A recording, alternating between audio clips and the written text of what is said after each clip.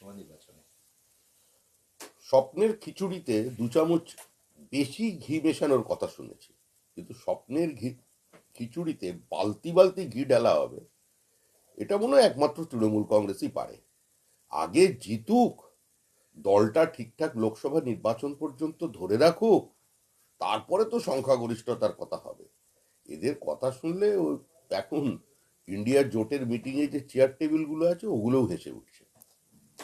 আরেকটা বলেছে যে 36 সাল পর্যন্ত মমতা বন্দ্যোপাধ্যায় মুখ্যমন্ত্রী থাকবেন, যদি না মমতা বন্দ্যোপাধ্যায় প্রধানমন্ত্রী না হয়ে যান। মমতা প্রধানমন্ত্রী হলে অভিষেক মুখ্যমন্ত্রী হবেন। জ্যোতি বসু প্রধানমন্ত্রী হলে বুদ্ধবাবু হতেন, কিন্তু বামেরা ঐতিহাসিক ব্লান্ডার করেছিল, টিএমসি ব্লান্ডারটা করবে না। গল্পের গরু গাছে ওঠে, কিন্তু তৃণমূলের গরু মনুমেন্টে ওঠে। 2025 সালটাকে পার করুন, 2026 পর্যন্ত দলকে অটুট রাখুক, 2026 সাল পর্যন্ত তৃণমূল নিজেদের সরকারকে ধরে রাখুক, তারপরে তো এসব বিবৃতি দেবেন। আরেকটা যে যে মমতা অভিষেক একটা তুতু মেমে পরিবেশ তৈরি হচ্ছে কলকাতায়, অথচ দেখা গেল দিল্লিতে একসঙ্গে মমতা অভিষেক একসঙ্গে বৈঠক করলেন, আবার কালকে প্রধানমন্ত্রী কালকে জোটের বৈঠকেও যাবেন। মানুষ তৃণমূলকে একটা গোল ফুটবলের মতো দেখে। তৃণমূলের সব এক। ওই ফুটবলের মধ্যে মুখ্যমন্ত্রী আছেন, অভিষেক বন্দ্যোপাধ্যায় আছেন, অন্যান্য নেতা আছেন, এমপি আছেন, মন্ত্রী আছে, পুলিশ আছে, আইএস আছে, সব মিলেমিশে একটা গোলাকার। মানুষ কে কার সঙ্গে সম্পর্ক খারাপ হলো সেটা নিয়ে খুব একটা বেশি চিন্তিত নয়। পরিবারতান্ত্রিক রাজনৈতিক দলে রাজতন্ত্র যখন প্রতিষ্ঠিত হয়ে যায়, মালিকানা কার হাতে যাবে প্রত্যেকের জানা। মানুষ এগুলো বোঝে, এই জন্য এই নিয়ে খুব একটা মানুষেরও উৎসাহ নেই, স্বাভাবিকভাবে আমাদেরও কোনো উৎসাহ নেই। আর যে ডেরেকের সাসপেনশন তুলে নেওয়ার জন্য খার্গে চিঠি দিয়েছেন স্পিকারকে, তৃণমূলের রাজ্যসভার সাংসদ সাসপেনশন তুলে নেওয়ার জন্য কংগ্রেস সভাপতি চিঠি দিচ্ছেন। এটা কি সংসদীয় সমন্বয় নাকি ধাপে ধাপে এগিয়ে তৃণমূল জোটের বার্তা? কোনো পর্যন্ত জোটের মুখ ঠিক করা নিয়ে নিজেদের মধ্যে বক্সিং শুরু করে দিয়েছে। এরপরে কি করবেন দেখুন আগে, তারপর তো জোট তৈরি করবেন।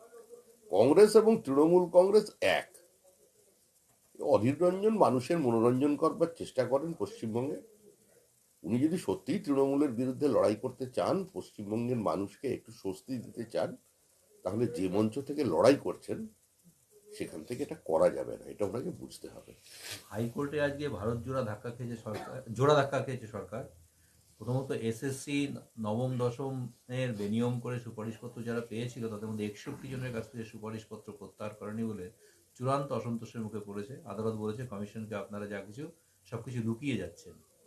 এইটা একটা। আর একটা, ওই দুর্নীতি মামলায়, আলিপুরদুয়ারের দুর্নীতি মামলার ঘটনায় অভিজিৎ গঙ্গোপাধ্যায় সিবিআই তদন্তের নির্দেশ দিয়েছিলেন। সিবিআইকে সাহায্য করার জন্য পুলিশ কিছুই করেনি। মুখ্য সচিবকে আজকে উত্তর চেয়ে পাঠিয়েছেন, 24 ঘন্টার মধ্যে উত্তর দিতে হবে। এমন কোনো সপ্তাহ আছে যে সপ্তাহে তৃণমূল কংগ্রেস আদালতে ধাক্কা খায়নি? এমন কোনো সপ্তাহ আছে যে যেখানে তৃণমূল কংগ্রেস সরকার তিরস্কৃত হয়নি? তাদের সরকার পরিচালনার পদ্ধতি, তাদের স্বচ্ছতা নিয়ে আদালত কোনো তির্যক মন্তব্য করেনি? এরকম তো কোনো দিন যায় না।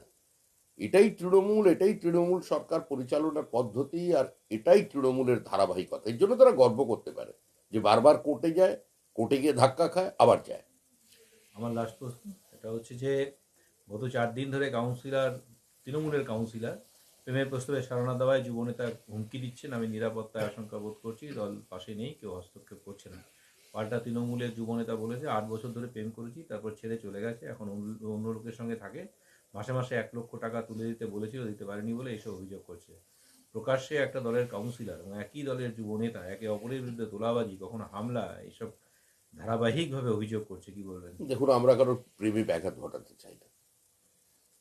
তৃণমূলের ভালোবাসা কসাইয়ের ছাগল পোষার মতো হয়ে গেছে। তো এখন ওদের মধ্যে কি হবে, ওরা সুস্থ থাকুক, ভালো থাকুক, ওদের অম্লমধুর সম্পর্কের থেকে অম্লটা সরে গিয়ে মধুর হয়ে যাক, এটাই আমরা চাই। অল্প বয়সী ছেলেমেয়ে আনন্দ ফুর্তি করুক, ভালো থাকুক।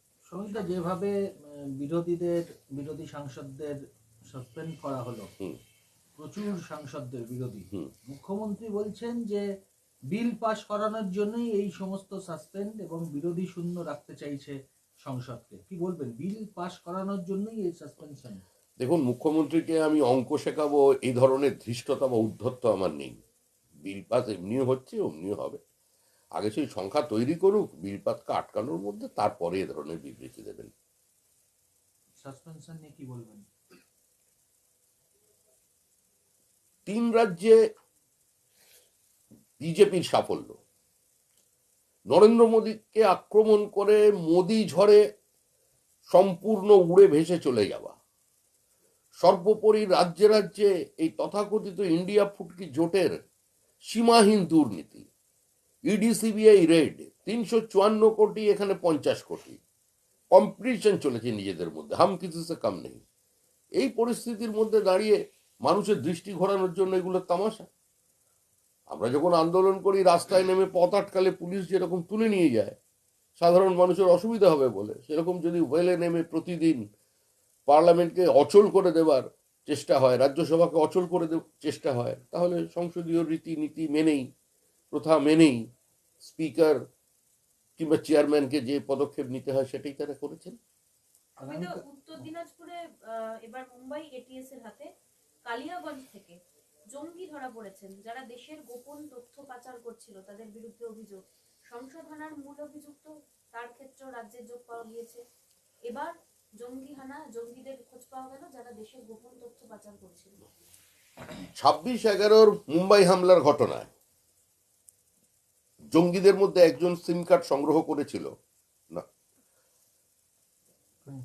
26/11 জঙ্গি হানায় সিম কার্ড সংগ্রহিত হয়েছিল মৌলালির একটি পানের দোকান থেকে। তৃণমূল কংগ্রেসের নেতার বাড়িতে ভাড়া থেকে বিস্ফোরক তৈরি করে শেখ হাসিনাকে খুন করবার চক্রান্ত হয়েছিল।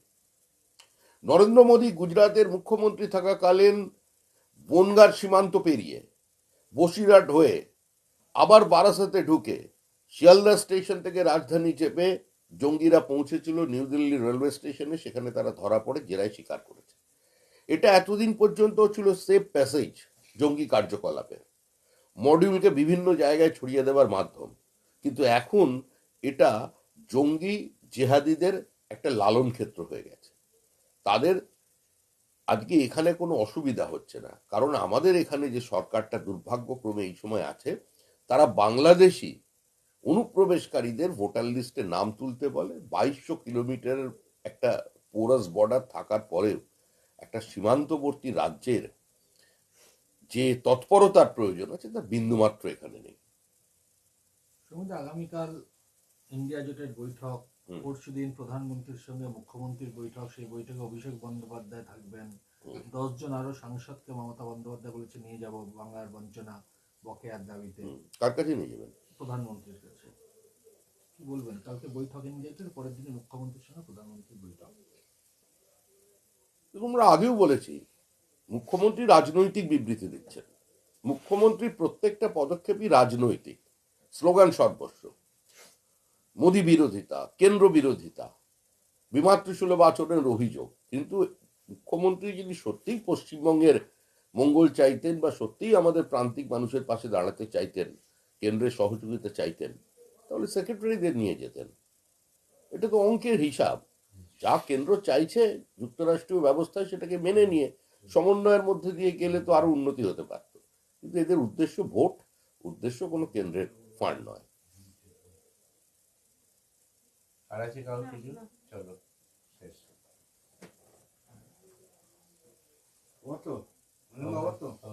ফোন করেছিল? তুই কি লাইভে দিয়েছিস? না।